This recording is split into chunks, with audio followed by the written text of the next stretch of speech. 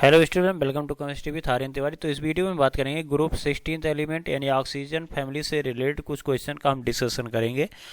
जो previous year के यानी बोर्ड के सीबीएसई बोर्ड में जो क्वेश्चंस पूछे गए थे उससे रिलेटेड मैंने जो है ऑब्जेक्टिव क्वेश्चंस कुछ लिखा है और उसका हम लोग क्या करेंगे, डिस्कस करेंगे। मुझे लगता है ये आपके लिए जो है काफ़ी हेल्पफुल होगा। ठीक है, तो यहाँ पे स्टार्ट करते हैं। फर्स्ट क्वेश्चन जो है, which of the following elements possess highest ionization energy. देखिए, ये जो क्वेश्चन सिलेक्ट किए गए हैं ये प्रीवियस ईयर से रिलेटेड हैं। तो अगर आप कुछ नहीं जानते हैं तो इसमें मुझे लगता है कि काफ़ी आपको हेल्प मिलेगा। तो देखिए, which of the following element possess highest ionization energy. ठीक है, तो हाईएस्ट आयोनाइजेशन एनर्जी जो होती है वो किसकी होगी। तो इसमें देखिए हमें बात करना है, जैसे ऑक्सीजन है, सल्फर है, उसके बाद सेलेनियम होता है, टेलोरियम होता है, उसके बाद पोलोनियम, ये ऑक्सीजन फैमिली एलिमेंट है। तो यहाँ पे सल्फर सेलेनियम तो दिया नहीं था, लेकिन ध्यान में रखेंगे कि इसको भी स्टडी कर लेते हैं साथ में। अब देखिए यहाँ पे अगर देखें तो ऑक्सीजन का क्या होता है, 8 होता है। अब 8 में 8 जोड़ोगे तो कितना आएगा आपका 16। ठीक है, और 2 टाइम आपको क्या करना होता है, 18 जोड़ता है, 1 5 32, 1 टाइम क्या करना है 32। देखो, ये एटॉमिक नंबर अगर पता करना है तो ध्यान में रखेंगे, पहले 1 तो ये आपको 10 तक तो पता होगा। उसके बाद थर्ड जो यहाँ पे आएगा उसके बाद क्या करना है आपको, यहाँ पर देखिए ऑक्सीजन के बाद क्या रहा, सल्फर, तो 8 जोड़ना है। उसके बाद 2 टाइम 18 जोड़ना है, फिर 32 एटॉमिक नंबर मिल जाएगा। अब 16 में 18 जोड़ोगे तो कितना हो जाएगा, तो कहेंगे ये 34 हो जाएगा। क्या हो जाएगा आपका 34 हो जाएगा। और 34 में 18 जब जोड़ोगे तो कितना आ जाएगा 52 आ जाएगा। ठीक है, और 52 में जब 32 जोड़ोगे तो कितना आ जाएगा 84 आ जाएगा। ठीक है, अब इसको जब बनाते हो तो देखो 2 एंड 6 हो गया। इसको जब देखते हो तो 2 8 और 6 हो जाएगा। इसको जब देखोगे तो 2 8 18 और 6 आ जाता है। ठीक है, तो यहाँ पे अगर बात करें तो 2 8 18 फिर 18 आएगा, फिर 6 आ जाएगा। तो यहाँ पर देखोगे तो 2 8 18 32 आ जाएगा, और उसके बाद 32, उसके बाद 18 होगा, उसके बाद 6 होगा। क्लियर। अब यहाँ पे अगर बात करते हैं तो देखिए आप यहाँ पर देखो नंबर ऑफ सेल कितने हैं, 2 हैं। तो ऑक्सीजन में जो नंबर ऑफ सेल है, ठीक है, ये हो गया न्यूक्लियस, ये हो गया फर्स्ट सेल, ये हो गया आपका सेकेंड सेल।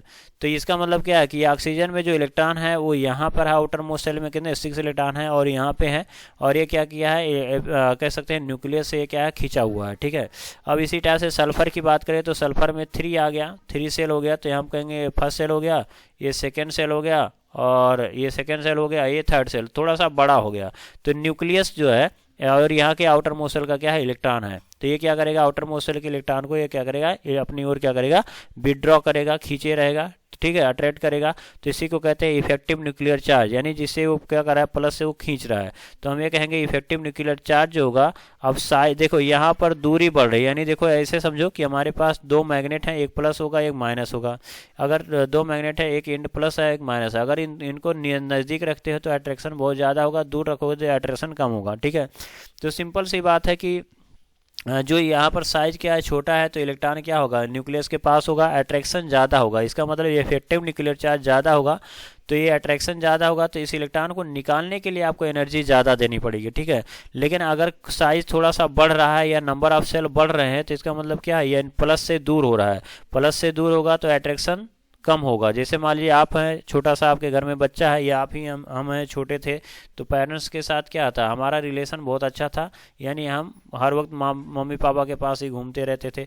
तो इसका मतलब क्या है कि कोई हमें चोरी करके नहीं ले जा सकता था। ठीक है, तो यानी हमें अगर वहाँ से हटाना है, ले जाना है, तो इसका मतलब क्या है कि वो एनर्जी ज़्यादा देनी पड़ती है। क्यों, क्योंकि पेरेंट्स से अट्रैक्शन उनका ज़्यादा होता है। लेकिन जैसे जैसे साइज बढ़ती जाती है पेरेंट्स आपको लवारिश छोड़ देते हैं, मतलब घूमने के लिए छोड़ देते हैं, आप फ्री हो जाते हैं, आपके अंदर कैपेबिलिटी आ जाती है। तो इस हिसाब इसमें भी है कि अगर आपको क्या करना है, स्मॉल साइज है, तो इसका मतलब है कि इलेक्ट्रॉन को आप इजीली निकाल सकते हो, और आयोनाइजेशन एनर्जी जो होगी इसकी क्या हो जाएगी, ज़्यादा हो जाएगी। तो यहाँ पर ध्यान में रखना है कि साइज किसकी छोटी है, तो हम कहेंगे ऑक्सीजन की सबसे छोटी है। तो ऑक्सीजन का जो कह सकते हैं आयोनाइजेशन एनर्जी होगा वो सबसे हाईएस्ट होगा। क्लियर। तो इसका ऑप्शन जो था वो 1 था। देखो मैं तो डायरेक्ट बता देता, हाँ ऑक्सीजन की साइज छोटी है इसलिए, लेकिन मैंने इसको बताया ताकि आप बोले ना।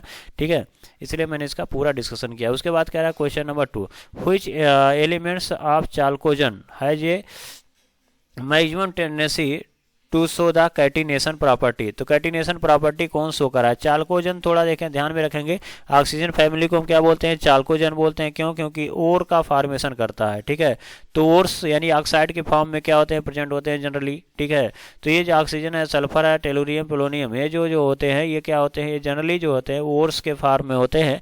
ठीक है, तो पोर्स का फॉर्मेशन करते हैं, इसलिए इसको क्या बोलते हैं हम चाल्कोजन बोलते हैं। इसमें अब अगला क्या कह रहा है, इसमें कह रहा है कैटिनेशन प्रॉपर्टी कौन ज़्यादा शो करेगा। तो कैटिनेशन मतलब होता है सेल्फ लिंकिंग, सेल्फ मतलब खुद से क्या हो जुड़ जाए। जैसे ऑक्सीजन है, ऑक्सीजन से बहुत से ऑक्सीजन आकर के जुड़ जाए तो हम ये कह सकते हैं, ये उसको बोलते हैं सेल्फ लिंकिंग, क्लियर। और सल्फर है तो सल्फर से जुड़ जाए, बहुत से सल्फर आकर के जुड़ जाए तो इसे बोलते हैं हम सेल्फ लिंकिंग यानी कैटिनेशन प्रॉपर्टी। देखो ऑक्सीजन, अब देखो अब जब ऑक्सीजन है फिर उसके बाद सल्फर है, ठीक है, ऑक्सीजन है, सल्फर है, सेलेनियम है, टेलुरियम है और पोलोनियम है। देखो जब आप टॉप टू बॉटम जाते हो, ठीक है, तो साइज क्या हो जाता है, बढ़ने लगता है। जब साइज बढ़ जाता है तो कैटिनेशन प्रॉपर्टी डिक्रीज होती है। तो ग्रुप में अगर आप अप टू डाउन मूव करते हो तो कैटिनेशन प्रॉपर्टी जो होती है वो डिक्रीज करती है, ये बात ध्यान में रखेंगे, ठीक है। लेकिन अब इसका मतलब क्या है कि ऑक्सीजन की कैटिनेशन प्रॉपर्टी जो होनी चाहिए वो सबसे ज़्यादा होती है, लेकिन थोड़ा सा यहाँ एक्सेप्शन है, क्या है कि सल्फर का सबसे ज़्यादा हो जाता है। सल्फर का कैटिनेशन प्रॉपर्टी जो होता है वो ऑक्सीजन से क्या होता है, वो ज़्यादा होता है। रीज़न क्या है, देखो ऑक्सीजन की होती है साइज छोटी, अब ऑक्सीजन के पास छोटी है और इसके पास क्या है, आउटर मोशन में लोन पेयर इलेक्ट्रॉन होते हैं। तो लोन पेयर में क्या हो जाता है, रिपल्सन होने की वजह से हम कह सकते हैं कि इसमें कैटिनेशन प्रॉपर्टी थोड़ी सी कम हो जाती है। लेकिन सल्फर क्या होता है, सल्फर एक इसकी साइज थोड़ी सी बड़ी होती है, जिससे लोन पेयर में रिपल्सन क्या हो जाता है, कम हो पाता है, जिसकी वजह से इसकी कैटिनेशन प्रॉपर्टी क्या होती है, सबसे ज़्यादा हो जाती है। यहाँ पर थोड़ी सी साइज फैक्टर लगता है और साइज फैक्टर ऑक्सीजन में कम होने की वजह से जो लोन पेयर होते हैं वो पास होंगे तो अट्रैक्शन रिपल्सन ज़्यादा होता है तो मॉलिक्यूल, इसलिए क्या करता है, ये ऑक्सीजन जो होता है वो कैटिनेशन प्रॉपर्टी शो नहीं करता है। लेकिन सल्फर जो होता है वो कैटिनेशन प्रॉपर्टी क्या करता है, वो शो करता है, यानी सेल्फ लिंकिंग करता है। अगर एग्जांपल देखना चाहते हैं, जैसे मान लीजिए हमारे पास एच है, वो एच है, तो इसे बोलते हैं कि ये कैटिनेशन बना रहा है, ठीक है। तो यहाँ पर हम ये देखेंगे कि यहाँ पर तो आपका 2 से ज़्यादा नहीं होगा, लेकिन अगर सल्फर की देखें तो सल्फर जो है ये भी फॉर्म करता है एच एस, ठीक है। और इसके बाद है जो है एच है, उसके बाद 3s भी जुड़ते हैं इसमें, ठीक है। और इसी टाइप से अगर देखें तो इसी को बोलते हैं EH2 और ES2, और इसी को बोलते हैं ES2 ES3। ये जो होते हैं आपको येलो ऑयल ऑफ सल्फर भी बोलते हैं। देखिए ये क्वेश्चन आता है, या कह सकते हैं ES2 और ES3, ये क्या होते हैं, येलो ऑयल ऑफ सल्फर, इसको बोलते हैं येलो ऑयल ऑफ सल्फर बोलते हैं, ठीक है। और इसी टाइप से आपका ये भी और सेल्फ लिंकिंग होता है, यस 4 भी जुड़ते हैं, ठीक है। तो इस टाइप से क्या होता है, बहुत से सेल्फ लिंकिंग का क्या कर सकते हैं, ये फॉर्मेशन करते हैं। इसलिए सल्फर में जो होती है उस सेल्फ लिंकिंग की प्रॉपर्टी सबसे ज़्यादा होती है, ठीक है। तो इसका जो राइट ऑप्शन है वो कौन सा हो जाएगा, सल्फर हो जाएगा। दूसरा चेक करते हैं oxidation of state of fluorine in O2F2। तो O2F2 में अगर देखें, ठीक है, तो यहाँ पर देखिए हमारे पास क्या है, ऑक्सीजन है, तो 2 ऑक्सीजन है और 2 फ्लोरीन है, ठीक है। अब देखो यहाँ पे फ्लोरीन की इलेक्ट्रॉन निगेटिव होती है हाई होगी, तो ये क्या करेगा, इस बॉन्ड से यानी सिग्मा बॉन्ड से क्या करेगा, इलेक्ट्रॉन को अपनी ओर विड्रॉ करेगा, तो इस पर -1 आ जाएगा, तो ऑक्सीजन पे क्या आ जाएगा, प्लस आ जाएगा, ठीक है। लेकिन यहाँ पर भी वही बात आ गया कि ये सल्फर क्या करे, फ्लोरीन क्या करेगा, इलेक्ट्रॉन को विड्रॉ करेगा, तो इस पर माइनस आ जाएगा 1, तो इस पर क्या आ जाएगा, प्लस आ जाएगा, ठीक है। लेकिन अब ये देखो दोनों साइड में क्या है, ऑक्सीजन है, तो विड्रॉ नहीं कर पाएगा। तो हम कह सकते हैं कि पर आइटम जो होती है ऑक्सीजन की, यहाँ पर जो ऑक्सीडेशन स्टेट होती है वो +1 होती है, और इसका ऑप्शन जो होगा वो +1 हो जाएगा, ठीक है। ये बात ध्यान में रखेंगे। अब देखिए अगर आप क्वेश्चन क्या कह रहा है, the correct order of boiling point of the hydride of the group 16 group. देखिए आप आंसर तक पहुंचना बहुत इजी होता है, लेकिन ये ध्यान में रखना है कि कंसेप्ट हमें पता होना चाहिए। कंसेप्ट क्लियर है तो कोई प्रॉब्लम नहीं होती है, आप इजीली क्या करते हो, क्वेश्चन को आप मतलब सॉल्व कर सकते हो, ठीक है। तो देखिए यहाँ पे हम बात करते हैं पहले कि बॉइलिंग पॉइंट क्या है। बॉइलिंग पॉइंट किस किस फैक्टर पे डिपेंड करता है, तो देखो हमारे पास है H2O है, H2S है और H2SE है, और H2 क्या है, T है, T सल्फर है, उसके बाद T है, तो टेलुरियम होता है, और उसके बाद पोलोनियम भी हम डिस्कस कर लेते हैं। तो देखिए यहाँ पे अगर बात करें तो पहली बात तो यहाँ पर 2 चीज़, ये तो एटॉमिक मास जो मॉलिक्यूलर जो मास होता है उस पर डिपेंड करता है। मॉलिक्यूलर मास जब इंक्रीज करेगा तो ध्यान में रखेंगे मास, जैसे सोचो कि हमें बॉइलिंग करना है, यानी गैस में बदलना है, यानी कोई लिक्विड जो होता है जब गैस में बदलता है तभी बॉयल करता है, तो उस टेम्परेचर को क्या बोलते हैं, हम बॉइलिंग पॉइंट बोलते हैं। तो अगर मॉलिक्यूल छोटा है, जैसे मान लो हम छोटी चीज़ ले रहे हैं और हवा में उड़ाना चाहते हैं तो छोटी चीज़ जल्दी से ऊपर फेंक सकते हैं, यानी हवा में उड़ सकता है। लेकिन अगर कोई बहुत भारी चीज़ है, यानी मॉलिक्यूलर मास उसका बहुत ज़्यादा है, तो वो जल्दी गैस में नहीं जाएगा, ऐसा आप सोच सकते हो। ठीक है, तो यहाँ पर देखो H2O है, इसकी साइज़ क्या है, स्मॉल है। H2S है, सल्फर है, यानी ये बड़ी हो गई। H2Se है, और बड़ा हो गया। टेलोरियम और बड़ा हो गया। पोलोनियम क्या होगा, और बड़ा। तो साइज जो होगा क्या हो रहा है, इंक्रीज कर रहा है। तो साइज अप टू डाउन जब इंक्रीज करेगा तो यहाँ पर देखो, यहाँ पर जैसे मान लो हमारे पास छोटा एटम है, तो इसके चारों ओर जो लगता है वंडरवाल फोर्स लगता है। तो वंडरवाल फोर्स जो होता है वो क्या होता है, वीक लगेगा। क्या लगेगा, वंडरवाल फोर्स कम लगेगा। अगर मान लो कोई बहुत बड़ा है तो इसके सरफेस के अराउंड जो फोर्स लगेगा तो उसको बोलते हैं वंडरवाल फोर्स। और ये साइज बड़ा होगा तो वंडरवाल फोर्स ज़्यादा होगा। तो वंडरवाल फोर्स ज़्यादा होगा तो ये हम कह सकते हैं इसकी बॉइलिंग पॉइंट ज़्यादा होगी।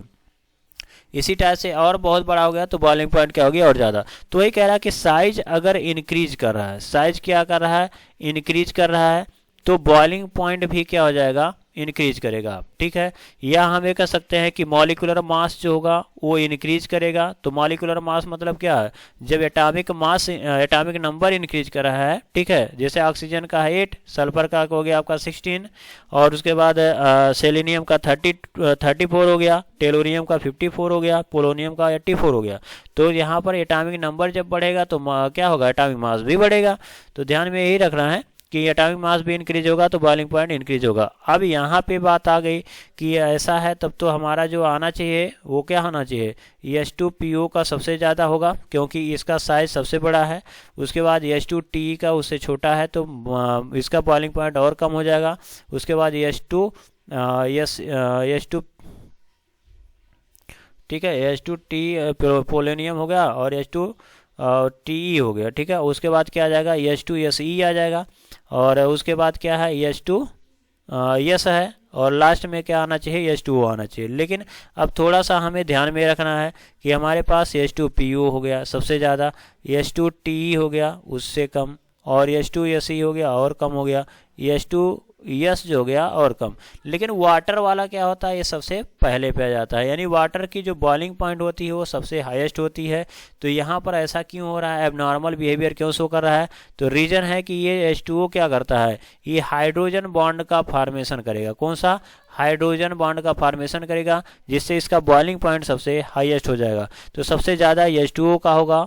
फिर यहाँ पर पोलोनियम तो किसी में दिया नहीं है तो इसको आप हटा देंगे तो बचा क्या, H2TE। तो H2O हो गया, H2TE हो गया। देखिए H2O है, H2TE है, फिर वो H2, इसमें तो गलत हो गया। यहाँ देखिए H2O है, H2TE है, H2Se है, और क्या है, H2S है। तो इसका जो ऑप्शन होगा वो कौन सा होगा, सी ऑप्शन राइट ऑप्शन होगा। ठीक है, अगला चेक करते हैं।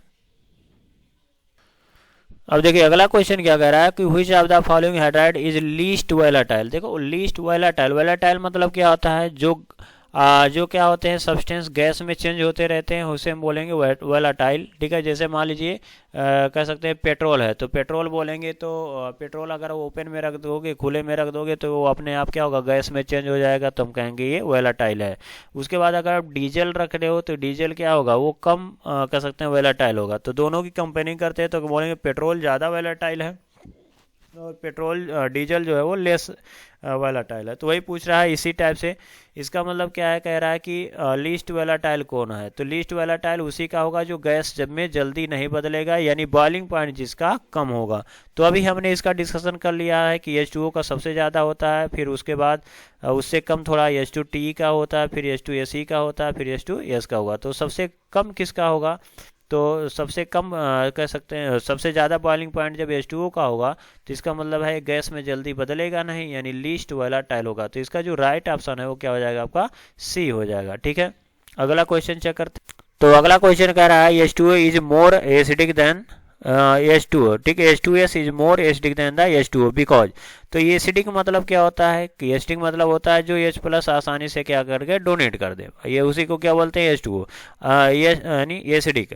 अब कह रहा है H2S जो है वो ज़्यादा एसिडिक होता है H2O से, ऐसा क्यों। तो देखो यहाँ पर अब देखो बॉन्ड को हमें करना होगा ब्रेक। अब बॉन्ड को हम ब्रेक करेंगे कैसे, तो इसका हमें देखना पड़ेगा ओवरलैपिंग।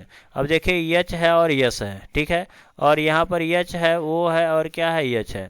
तो यहाँ पर अगर हाइड्रोजन की बात करें तो हाइड्रोजन का एटॉमिक नंबर होता है 1, इसको लिखेंगे 1s1। ठीक है। इसी टाइप से अगर बात करें तो सल्फर है, तो सल्फर का होता है 16। इसको जब आप एटॉमिक इलेक्ट्रॉनिक कॉन्फ़िगरेशन लिखोगे तो 1s2 2s2 और 2p 6 हो जाएगा, और 3s2 हो जाएगा, और 3p कितना आ जाएगा 4 हो जाएगा। ठीक है, तो यहाँ पर हम कहेंगे कि पी ऑर्बिटल इसका, यानी ये 3p ऑर्बिटल और ये क्या है 1s ऑर्बिटल के ओवरलैपिंग हुई है। यहाँ पे अगर बात करते हैं कि H2O में तो 1s तो आएगा 1। ठीक है, तो ये हाइड्रोजन का क्या होगा 1s1 होगा।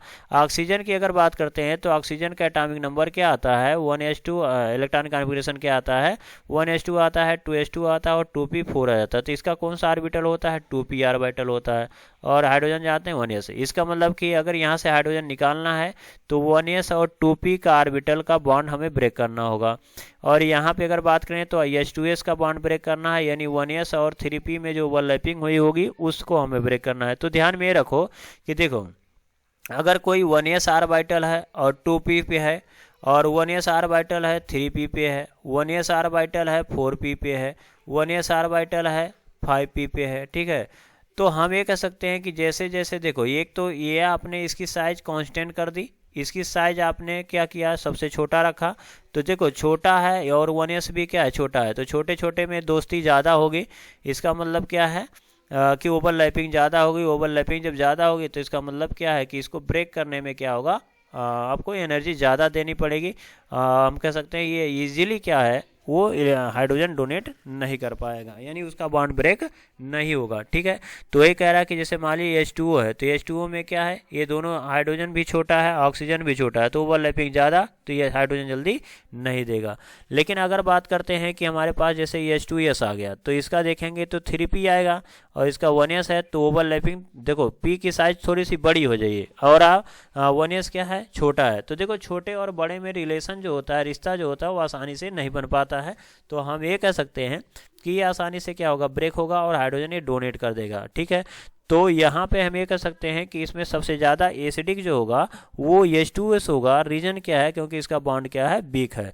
तो यहाँ पर देखिए ऑप्शन क्या कह रहा है, oxygen is more electronegative than the sulphur. तो इलेक्ट्रोनेगेटिव से कोई हमें इसका लेना देना यहाँ पे नहीं था।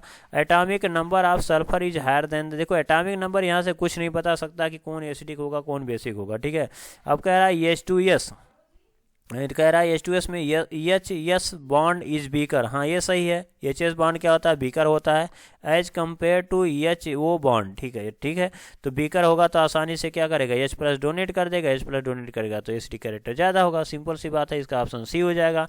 ठीक है, तो देखो मैं आपको आंसर 6 का ऐसे बता देगा सी होगा। ठीक है, तो लेकिन हमें रीजन की समझना था, तो ध्यान में रखेंगे कि इसका जो रीजन था वो था ओवरलैपिंग का। ठीक है, तो अगर एसिडिक आर्डर पूछ रहा है, ठीक है, तो इसमें हमें थोड़ा सा हाइड्रोजन यानी कह सकते हैं 16th ग्रुप का जो हाइड्राइड है उसका आर्डर भी देख लेते हैं एसिडिक कैरेक्टर। देखो यहाँ पर हमारे पास H2O होता है, फिर H2S होगा, H2TE होगा, सॉरी SE होगा, उसके बाद H2TE होगा और फिर H2 क्या होगा पोलोनियम होगा। ठीक है, तो ध्यान में रखो कि अगर यहाँ देखो H2 है पोलोनियम है, तो इसकी साइज में डिफरेंस बहुत ज़्यादा है, तो हाइड्रोजन इजीली देगा सबसे ज़्यादा एसिडिक। H2TE उससे कम होगा, H2SE और कम हो जाएगा, और H2S और कम होगा, H2O तो होता ही नहीं है। तो हम ये कह सकते हैं कि ये हो जाएगा आपका क्या हो जाएगा एसिडिक आर्डर हो जाएगा। तो ये ध्यान में रखेंगे, हो सकता है यही क्वेश्चन आपसे आज पूछ लिया जाए एग्जाम में। ठीक, चलिए अगला कोई, तो हम कह सकते हैं 6 का आपको सी ऑप्शन मिल गया। 7th का चेक कर रहे हैं, which of the following hydride does not act as a reducing agent. अब देखो रिड्यूसिंग मतलब क्या होता है ये ध्यान में रखो। तो रिड्यूसिंग मतलब होता है कि जो रिड्यूज कर देता है किसी दूसरे को क्या कर दो रिड्यूज कर दे, यानी दूसरे का क्या कर दे रिडक्शन कर दे, दूसरे का रिडक्शन कर दे। ठीक है, तो जब दूसरे का रिडक्शन करेगा तो उसका मतलब है उसको हाइड्रोजन देगा। क्या देगा हाइड्रोजन देगा। देखो रिड्यूसिंग एजेंट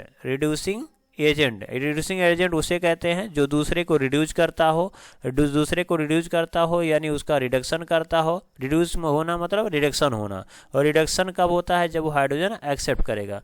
तो इसका मतलब दूसरे को रिड्यूस कर रहा है, यानी दूसरे का रिडक्शन कर रहा है, यानी दूसरे को हाइड्रोजन देगा तभी ना दूसरा हाइड्रोजन एक्सेप्ट करेगा।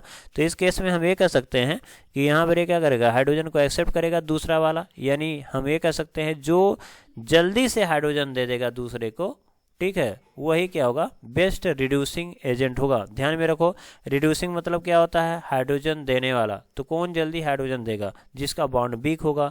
तो अभी हमने यही बात किया कि H2PO का सबसे वीक होता है, तो यहाँ देखो H2PO दिया नहीं है। उसके बाद H2TE का सबसे वीक होगा इसमें से, तो यहाँ देखो H2TE का सबसे वीक होगा, यानी ये सबसे ज़्यादा हाइड्रोजन देगा, तो इसका रिड्यूसिंग पावर जो होगा वो सबसे ज़्यादा हो जाएगा। ठीक है, उसके बाद किसका होगा, तो कह रहा है H2SE का, उससे थोड़ा कम हो जाएगा। ठीक है, उसके बाद नंबर किसका आएगा, H2S का, और कम हो जाएगा।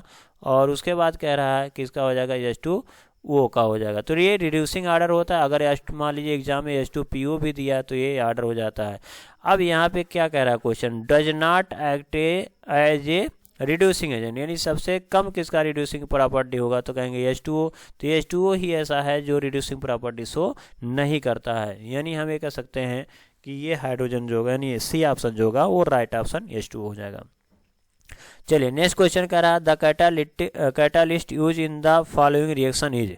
देखिए पोटेशियम क्लोराइड को अगर हम क्या करते हैं, हीट कर देते हैं, ठीक है, in presence of MnO2 manganese dioxide के साथ, तो क्या बन जाता है, पोटेशियम क्लोराइड बन जाता है और ऑक्सीजन। ये है आपका प्रिपरेशन ऑफ ऑक्सीजन का मेथड है। तो इसका जो ऑप्शन डायरेक्ट दिख रहा है आपको सी मिल जाएगा। ठीक है, तो इसका 8 का क्या होगा, आपका सी हो जाएगा। लास्ट क्वेश्चन आपका है 9 नंबर क्वेश्चन चेक करते हैं। 9 नंबर क्या कह रहा है, कह रहा है which of the following method is not use in the preparation, ठीक है, ऑफ ऑक्सीजन। तो प्रिपरेशन ऑफ ऑक्सीजन में कौन यूज नहीं होगा। ठीक है, तो देखो यहाँ पे क्या कह रहा है कि कैटालिटिक डिकम्पोजिशन ऑफ हाइपोक्लोराइड। तो हाइपोक्लोराइड का कैटालिटिक डिकम्पोजिशन अगर हम करते हैं तो यहाँ से हमें क्या मिल जाएगा, ऑक्सीजन यहाँ पे मिल जाएगा। ठीक है, देखो इलेक्ट्रोलिसिस ऑफ वाटर, तो वाटर का जब हम इलेक्ट्रोलिसिस करते हैं इन प्रेजेंस ऑफ H2SO4, तभी आपको हाइड्रोजन और ऑक्सीजन गैस मिल जाता है। ठीक है, यहाँ से भी ऑक्सीजन मिल जाएगा। उसके बाद thermal decomposition of potassium chloride. तो देखो पोटेशियम क्लोराइड को अभी हमने 8 में डिस्कस कर लिया कि अगर आप इसको हीट कर देते हो MnO2 के प्रेजेंस में, तो क्या होगा, यहाँ से ऑक्सीजन मिल जाएगा। ठीक है, इसका मतलब क्या है कि नन ऑफ दीज, यानी नन ऑफ द एबव क्या होगा, इसका राइट ऑप्शन होगा, यानी ये डी ऑप्शन इसका राइट ऑप्शन होता है। तो इस टाइप से हम क्या करते हैं, डिस्कस करते हैं क्वेश्चंस को। और अगर मुझे लगता है कि आपको काफ़ी इसमें समझ में आया होगा। अगर आपको वीडियो पसंद आता है तो लाइक करिए, सब्सक्राइब करिए, शेयर करिए। और अगर आपको कोई क्वेश्चन पूछना है या किसी से रिलेटेड आपको वीडियो चाहिए तो आप कमेंट कर सकते हैं, मैं उसका आंसर देने की कोशिश करूँगा। तो मिलते हैं नेक्स्ट वीडियो में। जय हिंद।